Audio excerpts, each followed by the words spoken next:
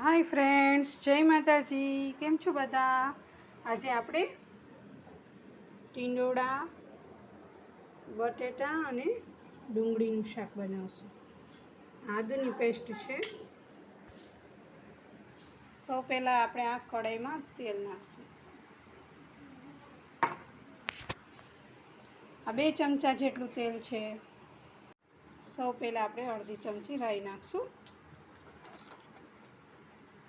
पछी जीरुं अर्धी चमची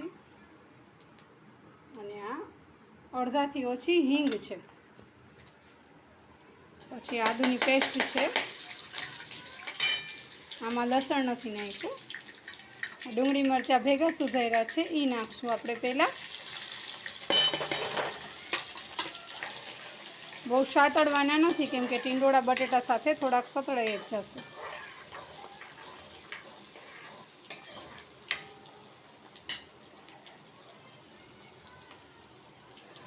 टींडोळा नाख्या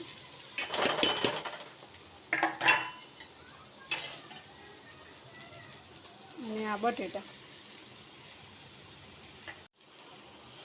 આપણે ટીંડોળા બટેટાને સારી રીતે હલાવી લેશું। આ શાક લોયામાં બનાવી તો બહુ સરસ બને છે। કુકરમાં જો એવો ટેસ્ટ નથી આવતો। 1 ચમચી આપણે હળદર નાખી છે મેં 2 વાર, પણ અડધી ચમચી 2 વાર। 1 ચમચી મીઠું હલાવી નાખશું આ રીતે। હલાવી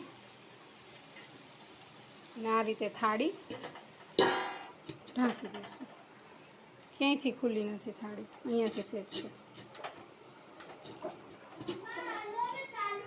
આ રીતે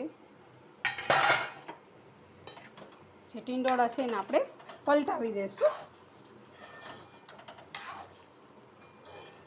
શાકને આ રીતે પલટાવવાનું।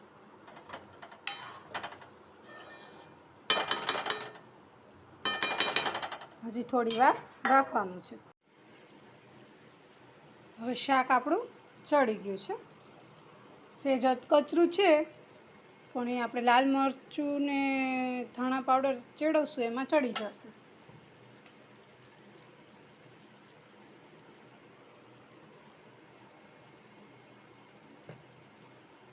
આ 2 ચમચી લાલ મરચું પાવડર છે અને આટલું નમક પહેલાં 1 ચમચી નાખેલું છે। તમારે જે પ્રમાણે ટેસ્ટ હોય એ પ્રમાણે નાખવાનું। હજી આપણે 2 મિનિટ થાળીને ઢાંકી દઈશું। શાક ચડી ગયું છે, મસાલો પણ સરસ ચડી ગયો છે। આપણે આમાં કોઈ પણ જાતનો ગરમ મસાલો નાખ્યો નથી, એની કોઈ જ જરૂર નથી, તો પણ એટલું ટેસ્ટી લાગે છે।